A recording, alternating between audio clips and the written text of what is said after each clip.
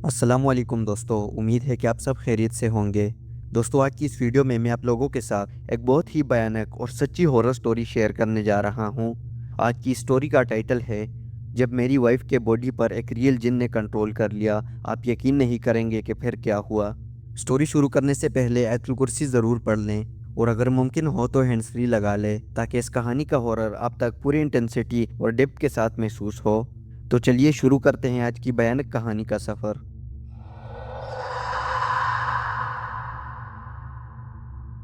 मेरा नाम जाहिद महमूद है। मैं गुजरांवाला के इलाके मदीना टाउन का रहायशी हूँ। ये वाक़या जुलाई सन 2021 का है। मैं उस वक्त 27 साल का था और एक निजी फैक्ट्री में अकाउंटेंट्स का काम करता था। मैं ये सब कुछ आज पूरे होश व हवास में बैठ कर लिख रहा हूँ, क्योंकि जो कुछ मेरी बीबी आयशा के साथ हुआ वो अगर मैं खुद अपनी आंखों से ना देखता तो शायद कभी यकीन ना करता।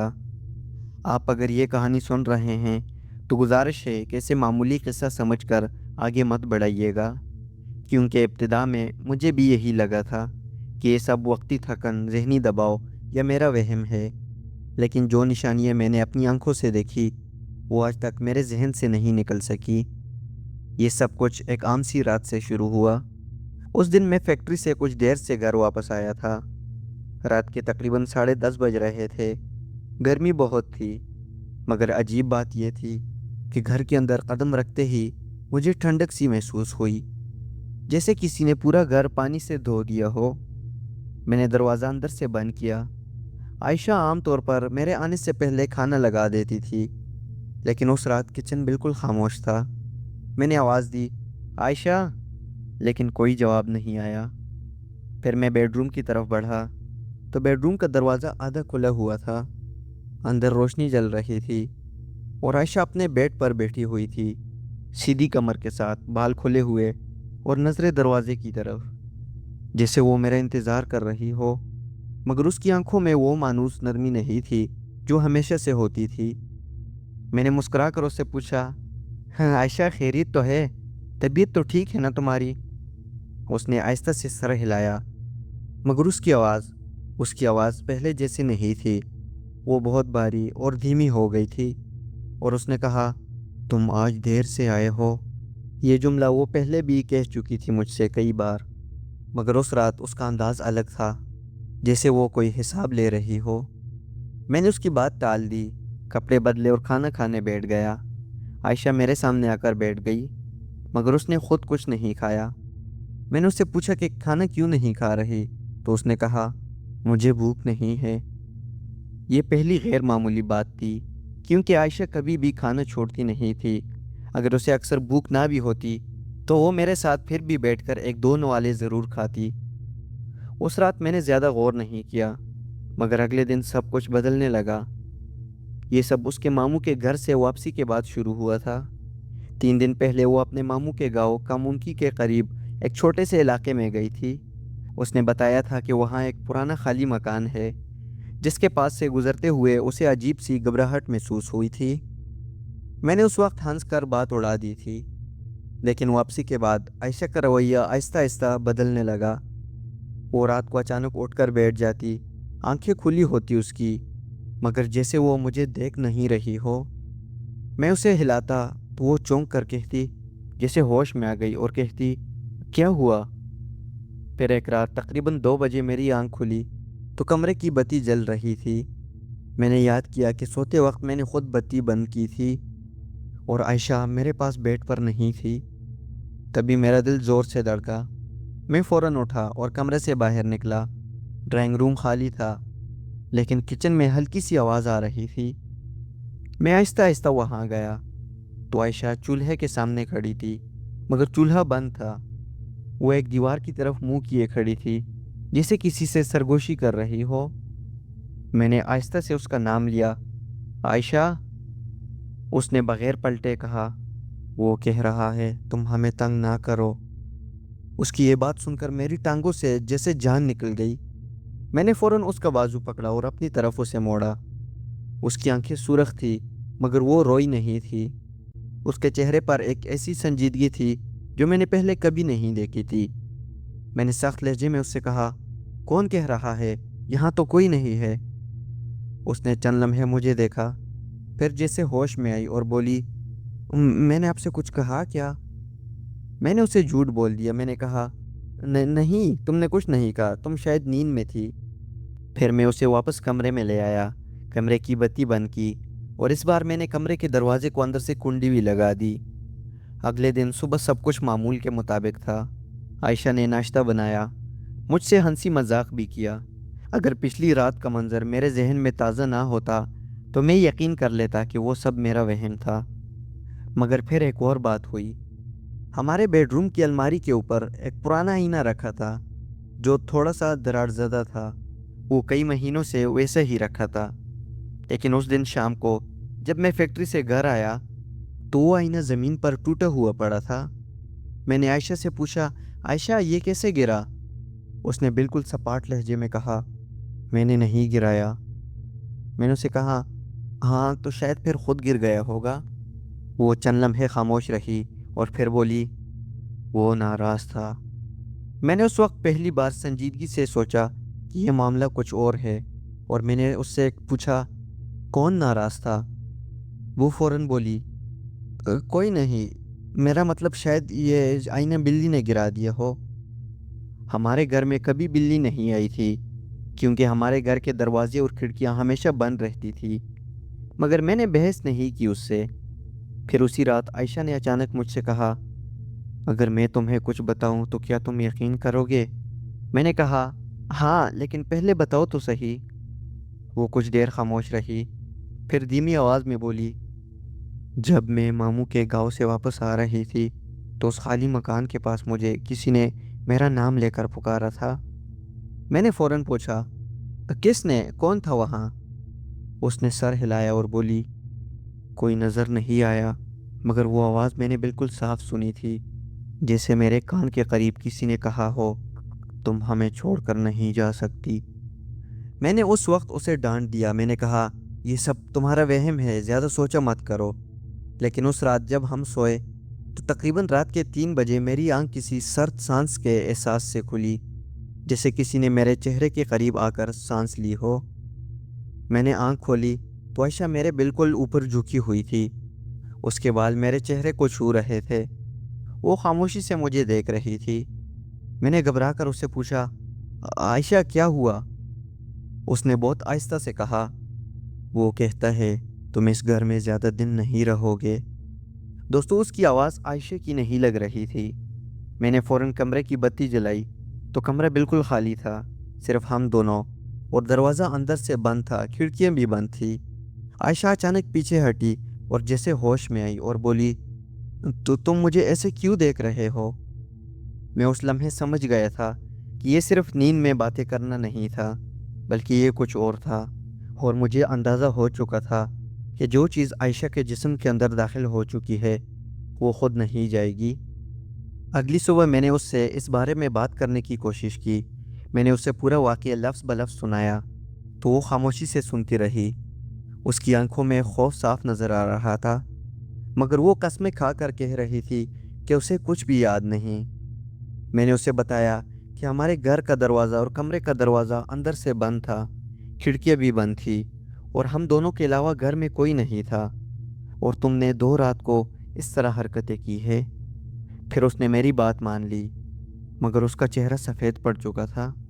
پھر اسی دن اس نے مجھے خود سے کہا، شاید مجھے کسی سے تعویذ یا دعا کروانی چاہیے۔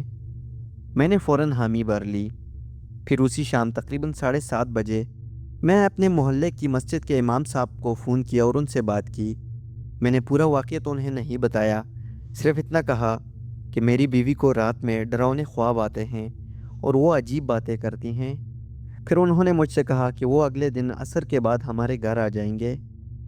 پھر اس رات میں نے خاص طور پر دھیان رکھا کہ گھر کا دروازہ ٹھیک سے بند ہو، کنڈی لگی ہو، اور بتی میں خود بند کروں گا، اور ہم دونوں رات تقریباً 11 بجے سو گئے۔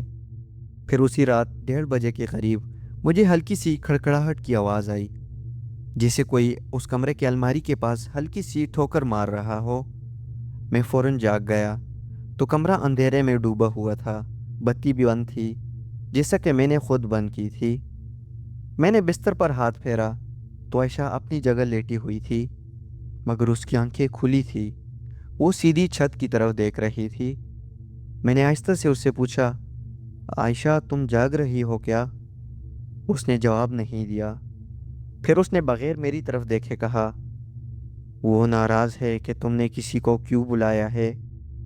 उसकी ये बात सुनकर मेरे जिस्म में सनसनी दौड़ गई, क्योंकि ये तो सच था कि मैंने किसी को बुलाया था, यानी कि इमाम साहब को मैंने कॉल पर वो बात की थी और वो उन्होंने कहा था कि वो सुबह आएंगे। मगर उस वक्त आयशा किचन में थी और मैं बाहर था, और फ़ोन पर इमाम साहब से बात करने की बातचीत भी आयशा ने नहीं सुनी थी। इस वजह से अब मैं और भी ज़्यादा परेशान हो चुका था कि आयशा ने तो वो बात नहीं सुनी थी, फिर ये किस तरह कह रही है कि मैंने किसी को बुलाया है। फिर मैंने मज़बूत लहजे में उससे कहा, आयशा ये सब तुम्हारे जहन का वहम है, यहाँ पर कोई नहीं है। फिर उसने पहली बार मेरी तरफ देखा। उसकी आंखों की सफ़ेदी ज़्यादा नुमाया थी, जैसे पुतलियाँ सिकुड़ गई हो। उसने हल्की मुस्कुराहट के साथ कहा, वो कहता है तुम्हें यकीन नहीं आएगा। ये अल्फाज उसके अंदाज से मुख्तलिफ थे, क्योंकि वो आम तौर पर बहस नहीं करती थी, और ऐसी मुस्कुराहट मैंने उसके चेहरे पर कभी नहीं देखी थी। मैंने फ़ौरन कमरे की बत्ती जला दी। रोशनी होते ही उसका चेहरा मामूल पर आ गया। उसने आंखें मली और कहा, क्या हुआ, तुमने लाइट क्यों ऑन की?" मैंने कुछ नहीं कहा उससे, बस लाइट दोबारा बंद करके दोबारा लेट गया। मगर उस रात मुझे नींद नहीं आई। अगले दिन असर के बाद इमाम साहब हमारे घर आए। मैंने घर का दरवाज़ा उनके लिए ख़ुद खोला था। आयशा ड्राइंग रूम में बैठी थी। उसका रवैया बिल्कुल नॉर्मल था। उसने हमारे लिए चाय बनाई और मेरे साथ और इमाम साहब के साथ बातचीत की, जैसे कुछ हुआ ही ना हो। फिर मैंने इमाम साहब को अलहदा ले जाकर तफसील से सब कुछ बताया। उन्होंने संजीदगी से सुना, फिर कहा कि वो कुछ आयत पढ़कर दम करेंगे। जब वो कमरे में आए तो आयशा की हालत अचानक बदल गई। वो सीधी होकर बैठ गई, जैसे किसी ने उसे झटका दिया हो। उसके हाथों की उंगलियां मुट्ठी की शक्ल में बंद हो गई। इमाम साहब ने तिलावत शुरू की। पहले चंद लम्हे सब कुछ मामूल के मुताबिक था। फिर आयशा की सांस तेज़ होने लगी। उसका सीना ऊपर नीचे होने लगा। उसने आंखें बंद कर ली, मगर पलकें ज़ोर ज़ोर से हिल रही थी। मैं उसके करीब ही खड़ा था कि अचानक उसने आंखें खोल दी और बहुत सख्त आवाज़ में कहा, बस करो। वो आवाज़ उसकी नहीं थी, और ना लहजा और ना अंदाज। इमाम साहब ने पढ़ना जारी रखा। फिर आयशा ने दोबारा कहा, लेकिन इस बार और भी ऊंची आवाज़ में, मैंने कहा ना बस करो। मैंने उसके बाजू पकड़ने की कोशिश की तो उसने गैर मामूली ताकत से मेरा हाथ झटक दिया। मैं पीछे की तरफ लड़खड़ा गया। आयशा आमतौर पर कमज़ोर जिस्म की मालिक थी, मगर उस लम्हे उसकी गिरफ्त बहुत मजबूत थी। फिर इमाम साहब ने पढ़ाई और भी तेज़ कर दी। अचानक आयशा ने चीख मारी और ज़मीन पर गिर गई। उसका जिस्म अकड़ गया था, जैसे किसी ने अंदर से सख्ती भर दी हो उसके जिस्म में। उसके होंठ हिल रहे थे, मगर आवाज़ वाज़ेह नहीं थी। सिर्फ चंद टूटे फूटे अल्फाज मुझे सुनाई दे रहे थे। वो कह रही थी, ये मेरा है, ये मेरा है।" मैं साकत खड़ा था। मेरा दिल ज़ोर ज़ोर से धड़क रहा था, मगर मैं होश में था और मैं हर चीज़ वाज़ेह देख रहा था। फिर तकरीबन 5 मिनट बाद उसका जिस्म ढीला पड़ गया। इमाम साहब ने पढ़ाई ख़त्म की और मुझे पानी लाने को कहा। मैं फ़ौरन किचन में गया, पानी का गिलास भरा और वापस कमरे में आया तो आयशा फ़र्श पर बैठी थी। वो हाँप रही थी, मगर उसकी आंखों में होश था। उसने मुझे देखा और बहुत कमज़ोर आवाज़ में कहा, जाहिद मुझे यहाँ से ले चलो। फिर इमाम साहब ने कहा कि कुछ दिन बाकायदगी से दुआ और तिलावत करो और घर में ज़िक्र जारी रखो। उन्होंने ये भी कहा कि मुमकिन है कि ये महज ज़हनी दबाव हो, मगर एहतियात ज़रूरी है। मैंने सर हिला दिया। मगर उस रात जब हम दोनों दोबारा बेडरूम में आए, यानी कि मैं और आयशा, तो मुझे एक नई चीज़ नज़र आई। जो आईना पहले टूट चुका था और जिसके टुकड़े मैंने खुद कचरे में डाल दिए थे, उस आईने की उस जगह पर दीवार पर एक लंबी खराश बनी हुई थी, जैसे किसी ने नाखून से ज़ोर लगाकर लकीर खींची हो। वो खराश बिल्कुल ताज़ा थी। उस जगह से पलिस्तर हल्का सा जड़ रहा था। मैंने आयशा से पूछा, आयशा ये तुमने किया है क्या? उसने डरते हुए सर हिलाया और बोली, میں نے نہیں کیا، وہ کہتا ہے کہ یہ نشان رہے گا۔ میں نے اس لمحے فیصلہ کر لیا تھا کہ یہ معاملہ صرف دعا سے ختم نہیں ہوگا، اور مجھے پہلی بار یہ احساس ہوا کہ جس چیز نے عائشہ کو پکڑا ہے وہ خود کو اس گھر کا حصہ سمجھنے لگا ہے۔ پھر وہ رات بھی گزر گئی اور اگلی صبح پچھلی رات دیوار پر جو خراش بنی تھی وہ ویسے ہی موجود تھی۔ میں نے خود اسے ہاتھ لگا کر دیکھا تو اس کا پلستر واقعی تازہ اکھڑا ہوا تھا۔ میں نے جان بوجھ کر اس جگہ کو نہ چھیڑا اور نہ مرمت کی، کیونکہ میں ہر چیز کو ویسے ہی رہنے دینا چاہتا تھا تاکہ اگر کچھ اور بھی ہو تو میں خود فرق محسوس کر سکوں۔ عائشہ اس صبح بہت خاموش تھی۔ اس نے ناشتہ بنایا مگر ایک لفظ بھی غیر ضروری نہیں بولا۔ اس کی آنکھوں کے نیچے ہلکے سیاہ دائرے بن گئے تھے، جیسے وہ کئی راتوں سے ٹھیک طرح سے سوئی نہ ہو۔ میں نے نرمی سے اس سے پوچھا، عائشہ آپ کیسا محسوس ہو رہا ہے؟ اس نے کہا، جیسے کوئی میرے پاس کھڑا ہو، ہر وقت مجھے ایسا محسوس ہوتا ہے۔ یہ سن کر میرے ہاتھ ٹھنڈے پڑ گئے، مگر میں نے خود کو سنبھالا۔ میں نے فیصلہ کیا کہ میں اسے اکیلا نہیں چھوڑوں گا۔ اس دن میں نے فیکٹری سے بھی چھٹی لے لی۔ اسی دن دوپہر کے وقت سب کچھ معمول کے مطابق تھا۔ ہمارے گھر کا مین دروازہ اندر سے بند تھا، گھر کی سب کھڑکیاں بھی بند تھی۔ گھر میں ہم دونوں کے علاوہ کوئی نہیں تھا۔ میں ڈرائنگ روم میں بیٹھا تھا اور عائشہ بیڈ روم میں آرام کر رہی تھی۔ تقریباً 3 بجے مجھے بیڈ روم سے ہلکی سی سرگوشی کی آواز آئی، جیسے 2 لوگ آہستہ آہستہ بات کر رہے ہو۔ میں فوراً اٹھ کر کمرے کی طرف گیا تو کمرے کا دروازہ آدھا کھلا ہوا تھا۔ اندر بتی بند تھی مگر دن کی روشنی کھڑکی سے آ رہی تھی۔ عائشہ اپنے بیڈ پر بیٹھی ہوئی تھی اور اس کی پیٹھ دروازے کی طرف تھی۔ میں نے بالکل صاف صاف سنا ایک دھیمی سی آواز جو عائشہ کی نہیں تھی، اور اس آواز کے فوراً بعد عائشہ کی بھی آواز آ رہی تھی۔ میں کمرے میں داخل ہوا تو وہ سرگوشیاں فوراً بند ہو گئی۔ میں نے مضبوط لہجے میں کہا، عائشہ تم کس سے بات کر رہی تھی؟ وہ آہستہ آہستہ میری طرف مڑی۔ اس کے چہرے پر الجھن تھی اور بولی، میں تو سو رہی تھی، تم نے مجھے جگا دیا۔ میں نے اس سے کہا، عائشہ تم سو نہیں رہی تھی، میں نے خود 2 آوازیں سنی تھی، ایک تمہاری تھی اور ایک کسی اور کی۔ وہ چند لمحے مجھے دیکھتی رہی، پھر اس کی آنکھوں میں آنسو آ گئے اور بولی، میں نے کچھ نہیں کہا، مگر کبھی کبھی مجھے لگتا ہے کہ کوئی میرے کان کے پاس مجھ سے بات کرتا ہے۔ یہ بات اس نے پہلے کبھی اس طرح صاف الفاظ میں نہیں کی تھی۔ پھر اسی شام کو تقریباً مغرب کے وقت ایک اور واقعہ ہوا۔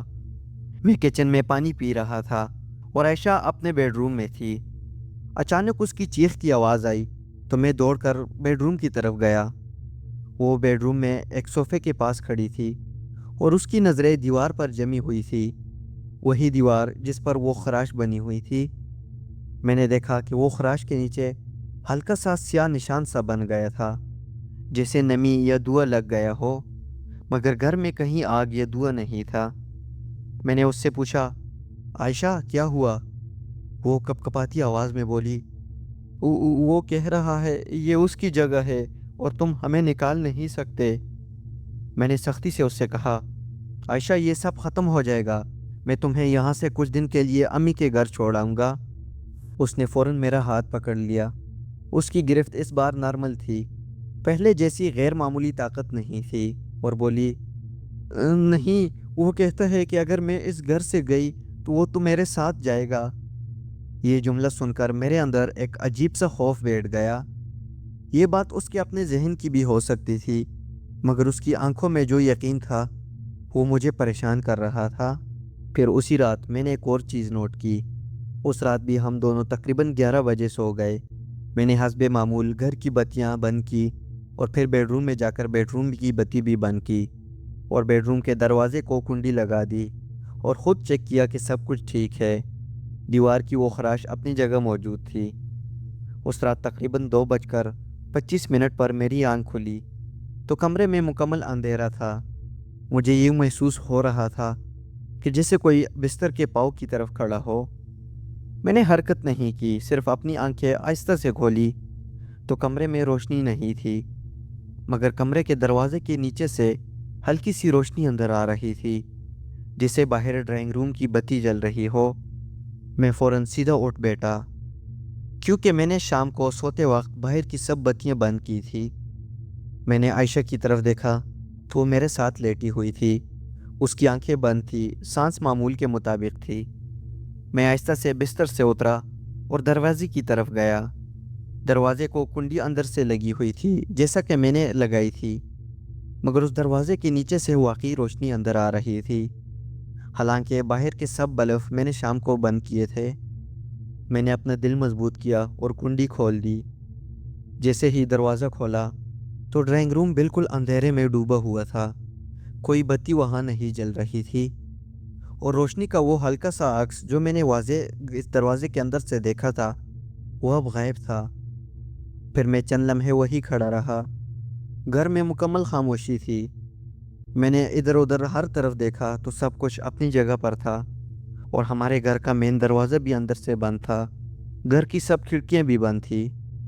پھر جب میں واپس بیڈ روم میں آیا تو عائشہ بستر پر سیدھی بیٹھی ہوئی تھی۔ میں نے چونک کر اس سے پوچھا، تم کب اٹھی؟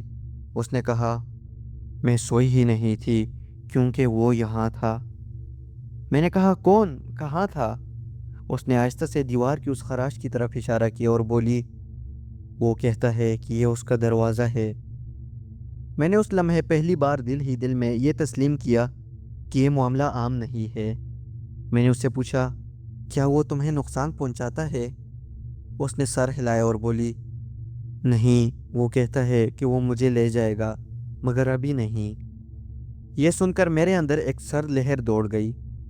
میں جانتا تھا کہ اگر میں نے جلد کوئی قدم نہ اٹھایا تو حالات میرے قابو سے باہر ہو جائیں گے، اور مجھے یہ بھی محسوس ہو رہا تھا کہ جو کچھ اس کے ساتھ ہو رہا ہے اس کی اصل وجہ ابھی سامنے نہیں آئی۔ پھر میں نے فیصلہ کر لیا کہ اب میں صرف محلے کے امام صاحب تک محدود نہیں رہوں گا۔ میں نے صبح فجر کے بعد اپنے ایک پرانے دوست ساجد کو فون کیا۔ وہ لاہور میں رہتا ہے اور اس کے چچا روحانی معاملات میں تجربہ رکھتے ہیں۔ میں نے اسے پوری تفصیل نہیں بتائی، مگر اتنا ضرور کہا کہ معاملہ سنجیدہ ہے۔ اس نے کہا کہ وہ اپنے چچا سے بات کر کے مجھے اطلاع دے گا۔ گھر کا ماحول اس دن عجیب حد تک بوجھل تھا۔ اس بیڈ روم کے دیوار پر جو خراش تھی وہ ویسے ہی موجود تھی۔ اس کے نیچے ہلکا سا سیاہ نشان بھی تھا، وہ نہ کم ہوا نہ زیادہ۔ میں نے جان بوجھ کر اسے ہاتھ نہیں لگایا کیونکہ میں ہر چیز ویسے ہی رکھنا چاہتا تھا جیسی ہو چکی تھی۔ اس دن عائشہ صبح سے خاموش تھی۔ اس نے کھانا بنایا مگر خود نہیں کھایا۔ اس کی بھوک تقریباً ختم ہو چکی تھی۔ میں نے زبردستی 2 نوالے اسے کھلائے۔ اس نے بغیر بحث کیے کھا لیے، مگر اس کی نظریں بار بار اس دروازے کی طرف اٹھ جاتی تھی جیسے کوئی وہاں کھڑا ہو۔ پھر اسی دن دوپہر کے وقت تقریباً 1 بجے اس نے اچانک کہا، وہ ناراض ہے کہ تم باہر والوں کو شامل کر رہے ہو۔ میں نے فوراً پوچھا، کیا اس نے تم سے بات کی ہے؟ اس نے سر ہلایا اور بولی، ہاں، آواز آئی جیسے میرے سر کے اندر سے کہہ رہا ہو۔ وہ مجھ سے کہہ رہا تھا کہ تم ہمیں دھوکہ دے رہی ہو۔ پھر میں نے خود کو مضبوط ظاہر کیا، مگر اندر سے میں ٹوٹ رہا تھا۔ میں نے واضح طور پر عائشہ سے کہا، عائشہ، یہ ہمارا گھر ہے، تمہارا اور میرا، کوئی تیسرا یہاں نہیں رہ سکتا۔ اس نے میری طرف دیکھا۔ اس کی آنکھوں میں اس لمحے خوف نہیں تھا، بلکہ ایک عجیب سا سکون تھا، اور وہ بولی، وہ کہتا ہے کہ یہ گھر پہلے اس کا تھا۔ یہ جملہ نیا تھا، یہ پہلے کبھی بھی اس نے ایسا کچھ نہیں کہا تھا۔ پھر میں نے اس سے پوچھا، وہ کیا کہتا ہے؟ پہلے کب اس کا تھا یہ گھر؟ وہ خاموش ہو گئی۔ چند لمحے بعد جیسے ہوش میں آئی اور پھر مجھ سے بولی، مجھے نہیں معلوم میں نے کیا کہا تم سے، کیا میں نے کچھ کہا تھا تم سے؟ میں نے پھر اسے یہ سب کچھ بتایا کہ تم نے اس طرح بات کی۔ پھر اسی شام تقریباً 7 بجے ساجد کا فون آیا۔ اس نے مجھے بتایا کہ اس کے چچا اگلے دن دوپہر کو گجرانوالہ آ سکتے ہیں، مگر شرط یہ ہے کہ میں پورا واقعہ سچ سچ انہیں بیان کروں گا۔ میں نے حامی بھر لی۔ پھر فون بند کرنے کے بعد میں نے دیکھا کہ عائشہ اپنے بیڈ روم کے دروازے کے پاس کھڑی تھی۔ وہ کافی دیر سے ہمیں سن رہی تھی، حالانکہ میں ڈرائنگ روم میں آہستہ آواز میں بات کر رہا تھا، لیکن اس نے ہماری سب باتیں سن لی تھی۔ اس نے صرف ایک جملہ مجھ سے کہا۔ اس نے کہا، وہ نہیں آئے گا۔ میں نے پوچھا کون نہیں آئے گا؟ وہ بولی جسے تم بلا رہے ہو، وہ کہتا ہے کہ ہم اسے اندر نہیں آنے دیں گے۔ میں نے سخت لہجے میں کہا وہ کیسے نہیں آنے دے گا؟ اس کے لیے دروازہ میں خود کھولوں گا۔ پھر اس نے پہلی بار ہلکی سی ہنسی اور ساتھ بولی دروازہ تمہارا ہے لیکن راستہ اس کا ہے۔ یہ جملہ سن کر میرے ذہن میں فوراً اس دیوار کی خراش کا خیال آیا۔ تبھی میں سوچنے لگا کہ کیا وہ واقعی کسی راستے کی طرف اشارہ کر رہی تھی۔ پھر اسی رات ایک ایسا واقعہ ہوا جس کے بعد مجھے یقین ہو گیا کہ معاملہ حد سے آگے جا چکا ہے۔ اس رات ہم دونوں تقریباً 11 بجے سو گئے۔ گھر کی سب بتیاں میں نے خود بند کی اور کمرے کی دروازے کو کنڈی لگا دی۔ میں نے خود چیک کیا کہ سب کچھ معمول کے مطابق ہے۔ عائشہ اس وقت مکمل ہوش میں تھی اور اس نے مجھ سے عام باتیں کی جیسے وہ پہلے کیا کرتی تھی۔ پھر اس رات بھی تقریباً 3 بجے مجھے ایک عجیب سی آواز سے میری آنکھ کھلی، جیسے کوئی دیوار پر ناخن رگڑ رہا ہو۔ میں فوراً اٹھ بیٹھا۔ وہ آواز بیڈ روم کی اس ہی دیوار سے آ رہی تھی جہاں پر وہ خراش بنی ہوئی تھی۔ کمرہ اندھیرے میں تھا مگر وہ آواز صاف میں سن رہا تھا۔ وہ لمبی آہستہ مسلسل رگڑ تھی۔ میں نے اٹھ کر فوراً کمرے کی بتی جلائی تو اس دیوار کے پاس عائشہ کھڑی تھی۔ اس کی پیٹھ میری طرف تھی اور اس کا دایاں ہاتھ دیوار پر تھا۔ اس کی انگلیاں اس خراش کے اوپر چل رہی تھی۔ اس کے ناخن دیوار میں دھنس رہے تھے جیسے وہ اسی نشان کو اور گہرا کر رہی ہو۔ میں نے زور سے اسے کہا عائشہ۔ وہ فوراً رکی نہیں۔ اس کا ہاتھ چند لمحے اور بھی چلتا رہا اور پھر آہستہ سے روکا۔ پھر اس نے بغیر پلٹے مجھ سے کہا وہ کہتا ہے کہ دروازہ کھل رہا ہے۔ میں دوڑ کر اس کے پاس گیا اور اس کا ہاتھ پکڑ کر پیچھے کھینچا۔ اس کی انگلیوں سے ہلکا سا خون نکل آیا تھا کیونکہ پلستر سخت تھا۔ میں نے اسے اپنی طرف گھمایا۔ اس کی آنکھیں آدھی بند تھی جیسے وہ مکمل ہوش میں نہ ہو۔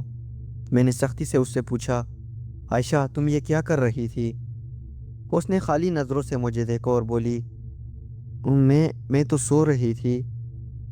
دوستو یہ وہی جملہ تھا جو وہ پہلے بھی کہہ چکی تھی، مگر اس بار اس کے ہاتھ پر خون تھا اور دیوار پر وہ خراش پہلے سے زیادہ گہری ہو چکی تھی۔ پھر میں نے فوراً اسے بستر پر بٹھایا اور پانی دیا۔ اس کے ہاتھ دھوئے۔ خون زیادہ نہیں تھا مگر واضح تھا کہ وہ خود دیوار کھرچ رہی تھی۔ پھر میں نے اس دیوار کی طرف دیکھا تو وہ خراش اب سیدھی لکیر نہیں رہی تھی بلکہ وہ نیچے کی طرف ہلکی سی مڑی ہوئی تھی جیسے کسی نے مخصوص شکل بنانے کی کوشش کی ہو۔ میں اس وقت اس شکل کو پوری طرح سمجھ نہیں سکا مگر وہ خراش بے ترتیب نہیں تھی۔ اسی لمحے عائشہ نے بہت دھیمی آواز میں کہا وہ کہتا ہے کہ کل تک دیر ہو جائے گی۔ میں نے پوچھا کس بات کی دیر ہو جائے گی؟ وہ خاموش رہی۔ اس کی آنکھیں بند ہو گئی جیسے وہ گہری نیند میں چلی گئی ہو۔ پھر اس پوری رات میں نے کمرے کی لائٹ بند نہیں کی اور صبح ہونے تک میں نے اپنی آنکھ نہیں جھپکی کی۔ اب مجھے ایک بات صاف نظر آ رہی تھی کہ یہ صرف عائشہ کے اندر کوئی کیفیت نہیں تھی، یہ کسی خاص جگہ سے جڑی ہوئی چیز تھی، اور اگر واقعی دیوار پر وہ نشان کسی راستے کی طرف اشارہ تھا تو ہو سکتا تھا کہ اصل خطرہ ابھی سامنے نہ آیا ہو۔ اگلا دن فیصلہ کن ہو سکتا تھا۔ وہ پوری رات میں نے جاگ کر گزاری تھی۔ بتی صبح تک جلتی رہی۔ فجر کے قریب میں نے پھر سے عائشہ کی طرف دیکھا تو وہ گہری نیند میں تھی۔ اس کے ہاتھ کی انگلیوں پر معمولی زخم تھے جو میں نے خود دھو کر صاف کیے تھے۔ اس دیوار پر وہ خراش اب پہلے سے زیادہ گہری تھی اور اس کی مڑی ہوئی لکیر واضح دکھائی دے رہی تھی۔ میں نے اس جگہ کو غور سے دیکھا۔ وہ واقعی بے ترتیب نشان نہیں تھا بلکہ ایک لمبی قدرے محراب دار شکل بن چکی تھی۔ پھر صبح تقریباً 10 بجے ساجد کے چچا قاری حامد صاحب ہمارے گھر پہنچے۔ میں نے ان کے لیے دروازہ کھولا۔ عائشہ اس وقت ڈرائنگ روم میں بیٹھی تھی۔ اس کا چہرہ تھکا ہوا تھا مگر اب وہ مکمل ہوش میں تھی۔ میں نے قاری صاحب کو پورا واقعہ شروع سے سنایا۔ ماموں کے گاؤں والا واقعہ، وہ سرگوشیاں، امام صاحب کے سامنے کی کیفیت، وہ دیوار کی خراشیں، رات کی روشنی اور کل رات کا منظر جب میں نے اسے دیوار کھرچتے دیکھا تھا۔ یہ سب کچھ میں نے قاری صاحب کو بتایا۔ وہ خاموشی سے سنتے رہے۔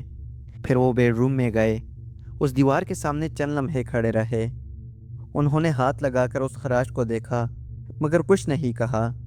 پھر میری طرف مڑ کر بولے، یہ جگہ متاثر ہے۔ میں نے پوچھا، کیا مطلب متاثر ہے؟ انہوں نے آہستہ سے کہا، کبھی کبھی کسی ویران جگہ پر جانے سے کمزور دل پر اثر ہو جاتا ہے۔ اگر وہاں کوئی چیز وابستہ ہو تو وہ انسان کے ساتھ لگ سکتی ہے، مگر اصل گرفت اس جگہ سے جڑی رہتی ہے جہاں اسے راستہ ملے۔ پھر میں نے فوراً اس دیوار کی طرف دیکھا۔ قاری صاحب نے عائشہ کو سامنے بیٹھایا اور تلاوت شروع کی۔ ابتدا میں سب کچھ معمول کے مطابق تھا۔ عائشہ خاموش بیٹھی رہی، پھر اس کی سانس تیز ہونے لگی جیسا پہلے امام صاحب کے وقت ہوا تھا، مگر اس بار اس نے چیخ نہیں ماری۔ اس نے آہستہ سے آنکھیں کھولی اور سیدھا قاری صاحب کو دیکھا۔ اس کی آواز بھاری ہو گئی، آپ دیر سے آئے ہیں۔ یہ الفاظ بالکل صاف تھے، لہجہ اس کا نہیں تھا، مگر اس بار آواز چیخنے والی نہیں بلکہ سنجیدہ تھی۔ قاری صاحب نے بغیر روکے پڑھنا جاری رکھا۔ پھر اس نے دوبارہ کہا، یہ گھر ہمارا تھا، اس نے ہمیں پکارا تھا۔ عائشہ کی یہ بات سن کر میرا دل ایک لمحے کو رک جا گیا۔ پھر قاری صاحب نے مجھ سے پوچھا، کیا یہ گھر نیا ہے یا پرانا؟ میں نے انہیں بتایا، یہ مکان تقریباً 30 سال پرانا ہے اور ہم یہاں 2 سال پہلے کرائے پر آئے ہیں۔ پھر انہوں نے پڑھائی دوبارہ سے تیز شروع کر دی اور اچانک عائشہ کا جسم سخت ہو گیا، مگر وہ زمین پر نہیں گری۔ وہ بیٹھے بیٹھے ہی جیسے جم گئی ہو۔ اس کی نظریں دیوار کی اس خراش پر تھی۔ پھر اس نے بہت صاف الفاظ میں کہا، وہ دروازہ کھول رہا تھا، تم نے اسے روک دیا۔ تبھی مجھے فوراً پچھلی رات کا منظر یاد آیا جب وہ ناخن سے اس خراش کو گہرا کر رہی تھی۔ پھر قاری صاحب نے بلند آواز میں آیات پڑھی۔ تقریباً 10 منٹ بعد عائشہ کی آنکھوں سے آنسو بہنے لگے۔ اس کا جسم ڈھیلا پڑ گیا اور وہ ایک طرف جھک گئی۔ میں نے فوراً اسے سنبھالا۔ چند لمحوں بعد اس نے کمزور آواز میں مجھ سے کہا، زاہد، میرا سر بہت بھاری ہے۔ یہ اس کی اپنی آواز تھی، عام مانوس، وہی جو میں جانتا تھا۔ پھر قاری صاحب نے پانی پر دم کیا اور ہمیں دیا۔ انہوں نے کہا کہ آج رات گھر میں مسلسل تلاوت چلتی رہے اور خاص طور پر اس دیوار کے پاس آیات پڑھی جائے۔ انہوں نے ایک بات اور بھی کہی جو میرے لیے اہم تھی۔ انہوں نے کہا، اگر یہ چیز واقعی کسی مقام سے جڑی ہے تو اس کا زور ٹوٹ سکتا ہے، مگر شرط یہ ہے کہ خوف دل میں نہ ہو۔ خوف اسے طاقت دیتا ہے۔ پھر اس رات ہم نے وہی کیا جو انہوں نے ہمیں کہا تھا۔ میں نے موبائل پر تلاوت لگا دی اور بیڈ روم میں رکھ دیا۔ بتی بند تھی اور بیڈ روم کے دروازے کو میں نے اندر سے کنڈی لگائی تھی جیسا میں ہمیشہ کرتا تھا۔ اس دیوار کی خراش اپنی جگہ موجود تھی، میں نے اسے ہاتھ نہیں لگایا۔ پھر اسی رات تقریباً 2 بجے ایک ہلکی سی آواز آئی، مگر اس بار دیوار سے نہیں، جیسے کمرے میں ہوا کا دباؤ بدل گیا ہو۔ میں نے آنکھ کھولی تو عائشہ میرے ساتھ لیٹی ہوئی تھی، آنکھیں بند، سانس بالکل نارمل، اور میرے موبائل میں وہ تلاوت چل رہی تھی۔ میں نے دیوار کی طرف دیکھا تو وہ خراش وہیں پر تھی، مگر مجھے لگا کہ جیسے اس کے کناروں پر جو تازہ پلستر جڑا تھا وہ خشک ہو کر سیاہ پڑ گیا تھا۔ میں اٹھ کر بیٹھ گیا۔ میرا دل زور سے دھڑک رہا تھا، مگر میں نے خود کو سنبھالا۔ میں نے آہستہ آواز میں آیات پڑھنے شروع کی اور موبائل میں بھی تلاوت چلتی رہی۔ کمرے میں کوئی سایہ نہیں تھا، کوئی سرگوشی نہیں اور کوئی اضافی آواز نہیں۔ تقریباً 15 منٹ مسلسل آیات پڑھنے کے بعد مجھے محسوس ہوا کہ فضا کی وہ بوجھل کیفیت جو کئی دن سے گھر میں تھی وہ ہلکی ہو رہی ہے۔ پھر میں نے صبح تک بتی نہیں جلائی، مگر میں جاگتا رہا اور موبائل میں تلاوت چلتی رہی اور میں بیچ بیچ میں آیات پڑھتا رہا۔ فجر کے وقت عائشہ خود جاگ گئی۔ اس نے مجھے دیکھا اور پہلی بار کئی دنوں بعد مسکرا کر کہا، آپ کی رات ٹھیک گزری ہے کیا؟ میری رات تو آج ٹھیک گزری، میں آج رات بالکل ٹھیک تھی، سکون سے سوئی ہوئی تھی۔ میں نے اسے کچھ نہیں کہا، مگر میرے اندر امید کی ایک ہلکی سی کرن پیدا ہو گئی۔ میرے چہرے پر بھی ہلکی سی مسکراہٹ آئی۔ اس کے بعد آج کئی سال گزر چکے ہیں، لیکن اس دیوار پر وہ خراش اب بھی موجود ہے۔ میں نے اسے آج تک نہیں بروایا۔ وہ نشان مجھے یاد دلاتا ہے کہ خوف اور یقین کے درمیان فرق کتنا باریک ہوتا ہے۔ وہ واقعہ پھر اگست سن 2021 میں ختم ہوا۔ اور اس کے بعد آج کتنے سال ہو گئے، لیکن عائشہ اب بالکل ٹھیک ہے ہم آج بھی اسی مکان میں رہتے ہیں۔ کبھی کبھار میں اس دیوار کو دیکھتا ہوں تو ایک لمحے کے لیے وہ سب مجھے یاد آ جاتا ہے، مگر اس کے بعد کوئی غیر معمولی واقعہ ہمارے ساتھ نہیں ہوا۔ میں یہ کہانی اس لیے سنا رہا ہوں کہ ہر چیز کو وہم کہہ کر ٹال دینا بھی درست نہیں، اور ہر بات کو اندھی عقیدت بنا لینا بھی ٹھیک نہیں۔ دوستو، کچھ چیزیں ہوتی ہیں جو نہ مکمل طور پر نظر آتی ہے اور نہ مکمل سمجھ آتی ہے، اور شاید ان کا مقصد صرف یہ ہوتا ہے کہ انسان کو اس کی کمزوری کا احساس دلا دے۔ دوستو، ہمارے ساتھ زندگی میں یہ ایک خوفناک واقعہ پیش آیا تھا جو میں نے اس چینل کے ذریعے آپ لوگوں تک پہنچایا۔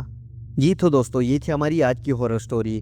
زاہد صاحب، آپ کا بہت بہت شکریہ، آپ نے اپنا ایک واقعہ ہمارے ساتھ شیئر کیا ہمارے ناظرین تک پہنچانے کے لیے۔ دوستو، یہ سٹوری آپ کو کیسے لگی کمنٹ والی سیکشن میں لازمی بتائیں، اور ویڈیو کو لائک کریں، چینل کو سبسکرائب کرنا بالکل بھی نہ بھولیے گا۔ تو ملتے ہیں ایک نئی آنے والی ہارر سٹوری میں، تب تک کے لیے اللہ حافظ۔